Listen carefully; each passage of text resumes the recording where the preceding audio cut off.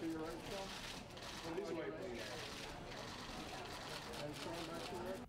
Well, I'm not in love with the job of acting anymore. Anyway, I mean, I have been involved in the last months in a wonderful project with wonderful people, and it was hard. It was hard to be there and to make sure that I did my job diligently, because I'm not naturally enjoying it anymore. So in all intents and purposes, stopping doing that. That's not because I want to go do something. In fact, what I want to do is write books.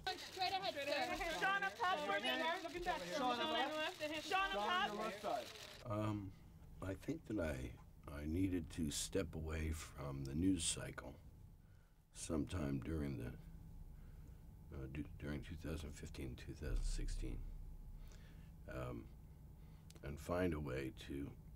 You know, it was occurring to me more and more that the debates I had found even myself part of sometimes in the public arena had become that which were dividing us as a country more and more, that we'd entered the conversation now as 3-year-olds, and that to be in the conversation was to be a 3-year-old.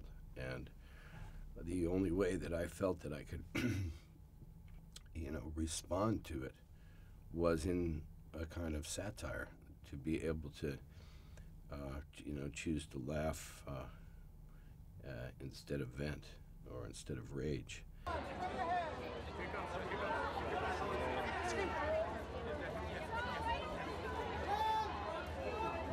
When we started to see the kind of reality television take over the culture, I am something because I have nothing to offer you, and so you need to pay attention to me more than to things of value. That became hip. The less you had to share with people, the more excited people became about you, or arrogance became the principal charisma in the country. And we should have probably seen coming whatever it is that Mr. Trump represents, whatever it is that led to an electorate in the Electoral College system, allowing him to be in office.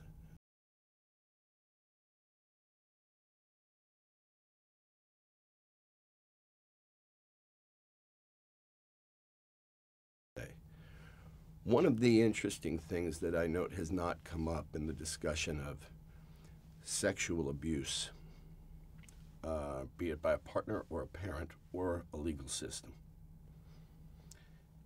And it's sort of surprising that there isn't, within any of these movements, any expressed concern or dialogue when it comes to the age of consent in this country.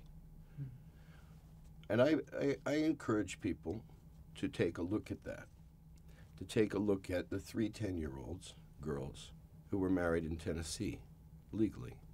Now, there's a federal standard at 18, but there are state laws separate from that, and there's everyone wanting to look the other way when it comes to child labor, when it comes to ag laws that allow for child labor in this country, when there are 10, 12, 13, 14, 16-year-olds who are by their parents and a judge being approved for marriage.